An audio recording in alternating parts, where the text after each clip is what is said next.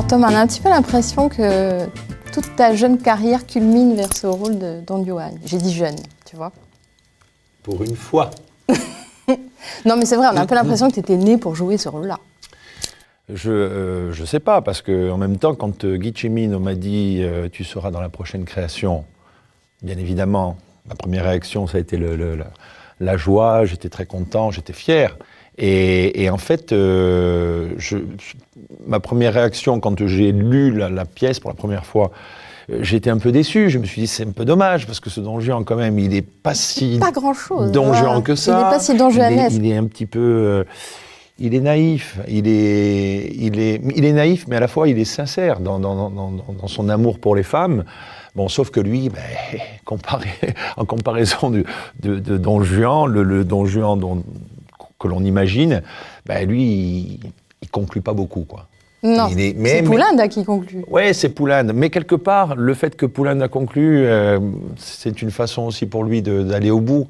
C'est un vrai duo, c'est un vrai binôme. Et c'est ça qui m'a plu de construire dans cette pièce. C'est cette espèce d'articulation avec le personnage d'Henri, de Poulinde. Et j'y ai pris beaucoup de plaisir. Et en plus, ça te permet de déployer un peu toute ta palette de jeux.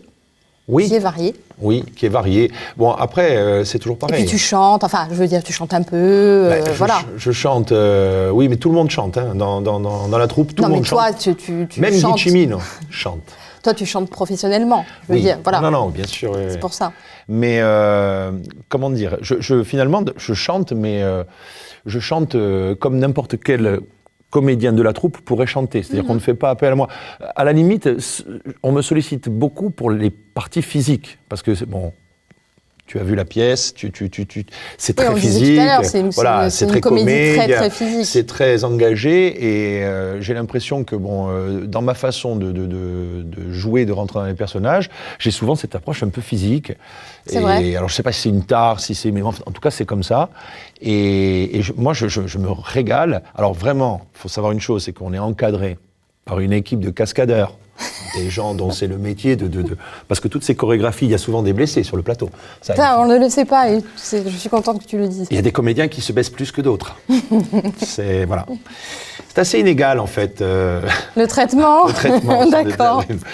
Mais en tout cas, tu reviens dans la troupe du Théâtrine. Tu avais déjà joué avec le Théâtrine, mais il y a longtemps. Oui, j'ai joué... C'était dans quelle pièce, déjà? J'ai joué dans Scusa di Pasquale Baroli. Ça, c'était une pièce qui était très physique également, qui était une pièce, un très, très, très bon souvenir. D'abord, c'était ma première collaboration avec Teatrino, si mes souvenirs sont bons. Et bon, j'ai rejoué après avec Teatrino. C'est vrai qu'au-delà de ça, aujourd'hui, je suis dans cette création. Bon, je me suis trouvé avec Teatrino, avec Pasta Prod, parce que je pense aussi à Pierre-François Cimino, qui est quand même un personnage clé de tout ce qui se passe là aujourd'hui.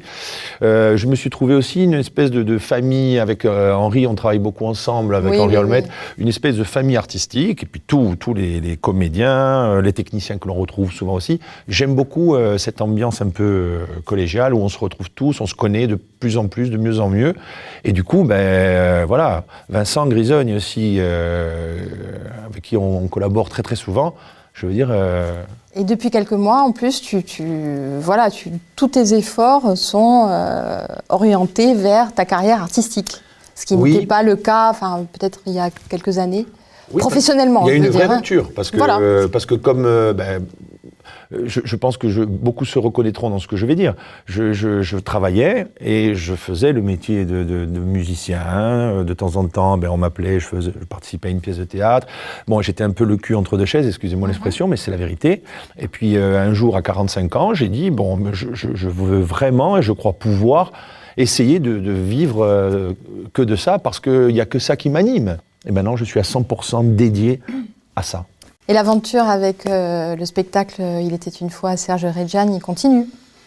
Oui, ça me permet de te tirer un coup de chapeau, parce que... Je ne l'ai pas dit pour ça. Non, mais c'est la vérité. Elle est née aussi parce qu'un jour, je suis venu au théâtre de Bastia, et lorsque j'ai présenté ce projet, c'est à toi que je l'ai présenté, on a pu enclencher le projet, le réaliser, le finaliser, on l'a joué. Aujourd'hui, ce spectacle, il continue à vivre. Voilà, le 14 décembre, le 10 janvier, enfin, on a plusieurs dates en Corse, et je suis content pour ça. Et j'espère qu'il y aura d'autres projets par la suite. En tout cas, c'est une très belle aventure musicale, et aussi... c'est un parfait, finalement, mélange. C'est un résumé de ce que je ressens.